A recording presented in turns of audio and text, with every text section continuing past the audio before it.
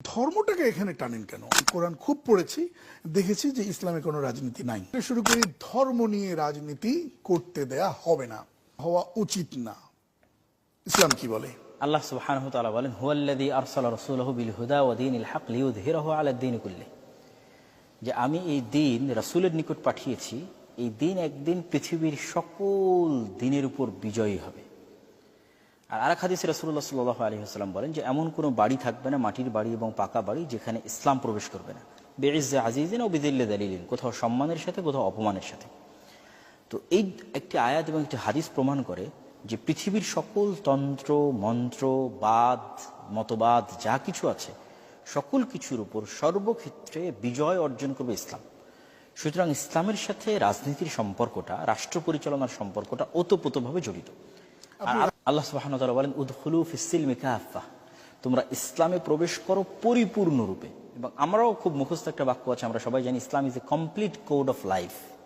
তথা ইসলাম নিজে এমন একটা থিওরি, পরিপূর্ণ থিওরি, যেখানে মানুষের ব্যক্তি জীবন, সমাজ জীবন, রাষ্ট্রীয় জীবন, সকল জীবনের সকল প্রকার সমস্যার সমাধান আছে। তো যেহেতু ইসলাম ইটসেলফ একটা এমন একটা থিওরি এবং সাকসেসফুল থিওরি, শুধু বইয়ের মধ্যে লেখা থিওরি না, বরং ইসলাম সাকসেসফুলি রাষ্ট্র পরিচালনা করেছে। তার ইতিহাস আমাদের সামনে আছে, যেটিকে আমরা খেলাফা বলছি। যেহেতু একটা দিন, একটা religion successfully at a time একই সাথে মানুষের ব্যক্তি জীবনেও, আধ্যাত্মিক জীবনেও উন্নতি ঘটিয়েছে, সামাজিক জীবনে উন্নতি ঘটিয়েছে, আবার রাষ্ট্র পরিচালনা করেছে, এটা একটা প্রতিষ্ঠিত সত্য। সেই সত্যকে তো আমরা অস্বীকার করতে পারি না। আমাদের দেশের একজন বিশিষ্ট রাজনীতিবিদ, দীর্ঘদিন জেলে ছিলেন, কোরআন পড়েছেন, বারবার পড়েছেন, আমি জানি না অর্থ বুঝে পড়েছেন কিনা। তিনি বলেছেন যে আমি কোরআন খুব পড়েছি, দেখেছি যে ইসলামে কোনো রাজনীতি নাই, কোরআনে কোনো রাজনীতি নাই।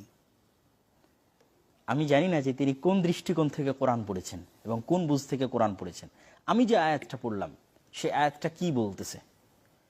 সে আয়াতটা তো এটাই বলতেছে যে সে ইসলাম সমগ্র পৃথিবীর উপর বিজয়ী হবে, যে সমগ্র পৃথিবীর সকল কিছুর উপর বিজয়ী হবে। আর যদি ইসলামের রাজনীতি নাই থাকবে, তাহলে মুহাম্মদ সাল্লাল্লাহু আলাইহি ওয়াসাল্লাম কি পরিচালনা করলেন মদিনাতে? কি পরিচালনা করলেন আবু বকর, ওমর, ওসমান এবং আলী? তারা তাদের 40 বছরে কি পরিচালনা করলেন?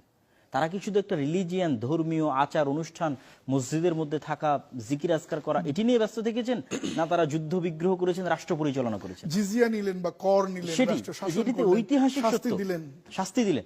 যদি তারা যুদ্ধ বিগ্রহ করে থাকেন, রাষ্ট্র পরিচালনা করে থাকেন, তাহলে আপনি কি সেটি ইসলাম থেকে বাদ দিতে পারেন না?